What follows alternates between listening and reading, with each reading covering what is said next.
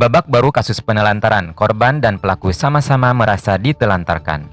Kasus penelantaran perempuan hamil yang semula berfokus pada pelaku kini berbalik arah setelah Ketua Komisi Perlindungan Anak Indonesia Kabupaten Cianjur, Gan Gunawan, justru diduga menggelapkan uang 10 juta rupiah milik keluarga pelaku. Ironisnya, baik korban maupun pelaku kini sama-sama merasa menjadi korban dari ulah oknum Ketua Lembaga Perlindungan Anak tersebut.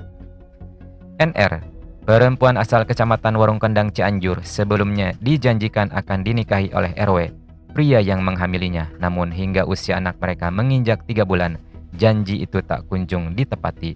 NR akhirnya melaporkan RW ke pihak berwajib atas dugaan penelantaran. Di tengah proses hukum yang berjalan, RW menunjuk Gan Gunawan sebagai kuasa hukum.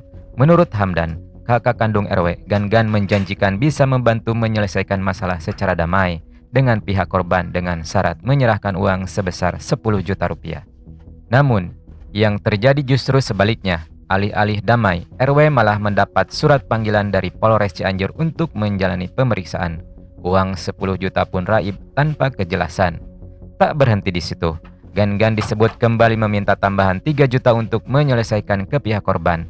Namun, permintaan itu ditolak oleh keluarga RW karena dana sebelumnya tak juga membuahkan hasil. Sementara di sisi korban, kekecewaan juga dirasakan. Isal, salah satu kerabat NR, mengatakan bahwa pihaknya sempat dijanjikan akan diberi uang sebagai bentuk tanggung jawab pelaku. Namun hingga kini tidak ada yang diterima. Gan Gunawan sendiri membantah tudingan penggelapan dana tersebut. Ia berdalih hanya memediasi kedua belah pihak dan menilai dirinya sudah bersikap profesional. Namun saat ditanya soal dugaan konflik kepentingan antar jabatannya sebagai Ketua KPAI dan perannya sebagai kuasa hukum pelaku dalam kasus anak dan perempuan, Gan enggan menjawab secara gamblang.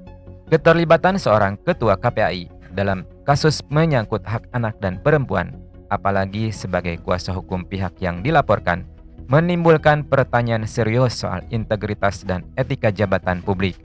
Apalagi ketika kepercayaan yang diberikan oleh korban dan pelaku justru berujung pada dugaan manipulasi dan penggelapan dana. Dalam situasi ini, lembaga yang seharusnya menjadi pelindung justru diduga menyakiti kedua belah pihak.